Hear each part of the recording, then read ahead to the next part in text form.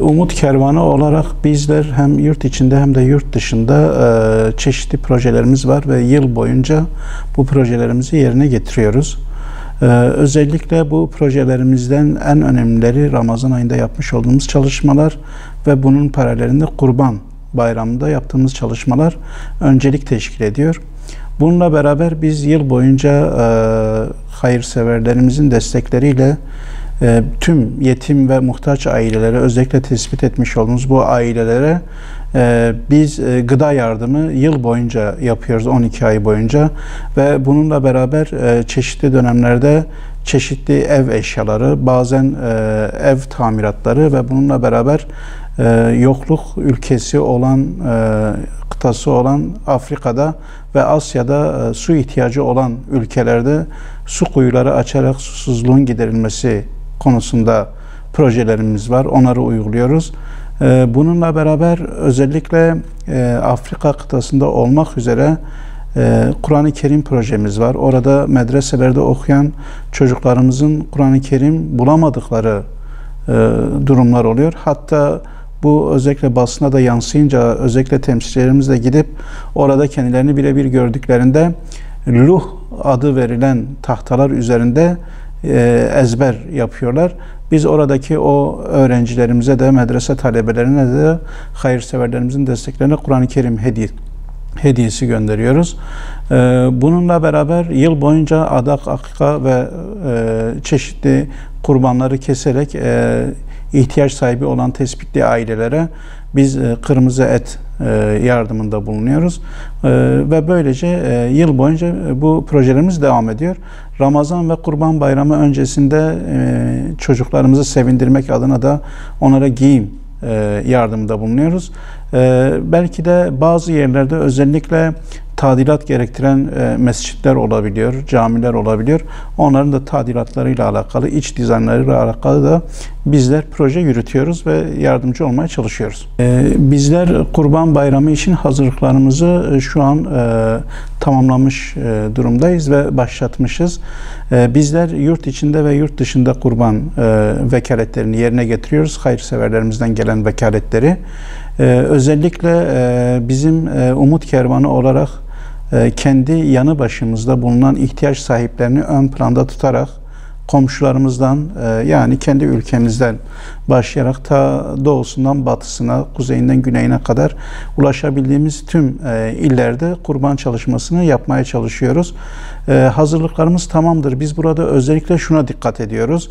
Birincisi kurban olacak olan hayvanların, kurbanlıkların fıkhi olarak yerine getirilmesi hususu, yani yaşlarıdır, uygun mudur fıkhi açıdan bu kurbanlıklar, onu değerlendiriyoruz ve bununla beraber özellikle bunların işte veteriner kontrolünden geçmiş olduklarını ve kestiğimiz alanın da çok hijyen olmasına, temiz olmasına ve son 2 yılda yaşamış olduğumuz bu pandemiden dolayı da pandemi kurallarına uyarak bu kurbanlıkları keserek hayırseverlerimizin vekaletlerini yerine getiriyoruz.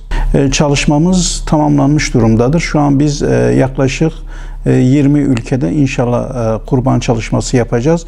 Bu ülkelerin birçoğu Afrika kıtasında olmak üzere Tanzanya, Uganda, Etiyopya, Somali, Benin, Togo, Burkina Faso gibi yaklaşık 15'e yakın Afrika ülkesinde inşallah kurban kesimi gerçekleştireceğiz.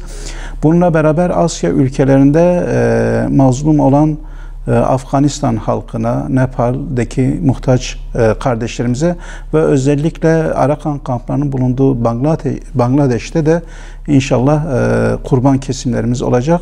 Bununla beraber yanı başımızda bulunan Suriye'de, Yemen'de ve gönlümüzde her daim yeri olan, yardımlarımızın devamlı ulaştırdığımız Filistin'de de inşallah kurban kesimi için hazırlıklarımızı tamamlamışız.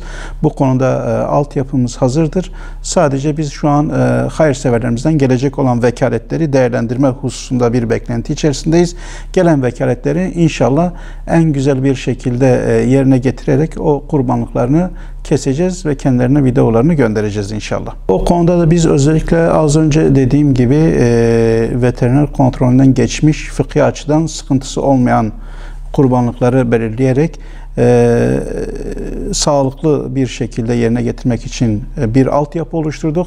Yurt içinde şu an 1250 TL'lik bir fiyat belirlemişiz. Biz bunu en doğusundan en batısına kadar vekaleti yerine getirerek ülkemizdeki kurbanlıkları keseceğiz ve dağıtacağız etini. Bununla beraber yurt dışında Asya ve Afrika'da 750 TL, Arakan kamplarında 900 TL, Yemen'de 1350 TL, Filistin'de de çok sıkıntılar var. Hatta o tünellerden hayvanların geçirildiği hususunda göz önünde bulundurduğumuzda hayvanların azlığından dolayı, kurbanlıkların azlığından dolayı fiyat biraz yüksek. 2800 TL'ye de Filistin'de hayırseverlerimizin kurban vekaletlerini yerine getirebiliyoruz. Bu konuda biz özellikle hayırseverlerimize çağrıda bulunarak hayırseverlerimiz öncelikli olarak Umut Kervanı Vakfımızın resmi banka hesaplarında kurban bedelini yatırarak orada kurban vekaletlerini bize ulaştırabilirler. Orada biz özellikle hayırseverlerimize şunu söylüyoruz. Siz vakfımızın hesabına kurban bedeli yatırdığınızda açıklama bölümüne kurban kimin adına kesilecekse onun adının zikredilmesini, telefon numarasını ve bir de hangi ülkede kesilecekse bunu yazmalarını özellikle rica ediyoruz. Bu birinci husus. İkincisi, hayırseverlerimiz umutkervani.org.tr web sitemize girerek online bağış kısmında da vacip kurbanlarını, vekaletlerini bize bildirebilirler. Bununla beraber bazı hayırseverlerimiz belki olabilir birebir gelip elden teslim etmek isterler. Bununla beraber hem vakfımızın merkezi hem de protokol yapmış olduğumuz Umut Kervanı yardım derneklerimizde makbuz karşılığında vekaletlerini verebilecekler. Biz de onlardan almış olduğumuz bu vekaletle Kurban Bayramı'nın 1., 2. ve 3. günü de bitirmek üzere kurban vekaletlerini yerine getireceğiz ve kendilerine kurbanlarının kesildiğine dair geri dönüşen bir mesaj ve bununla beraber en geç bir hafta içerisinde de kurbanların kesildiğine dair videolarını kendilerine ulaştıracağız, göndereceğiz. Özellikle burada hayırseverlere seslenmek istiyoruz. Zor bir dönemden geçiyoruz, sıkıntılı bir dönem. Hayırseverlerimiz inşallah kurban vekaletlerini bize ulaştırırlarsa yıl boyunca belki sofralarına et gitmeyen yetim ve muhtaç ailelerimiz çoğunluktadır. Biz bunları birebir gidip tespit etmişiz, yerinde görmüşüz. İnşallah onların o kurban vekaletlerinden elde etmiş olduğumuz etleri hijyen bir şekilde paketleyerek bayram gününde üye ve gönüllerimizin fedakarlıklarıyla kendileri bayram yapmaksızın o ailelerimize inşallah kurban etlerini ulaştıracağız. Bir nebze de olsun yüzlerinin gülümsemesine vesile olmak istiyoruz.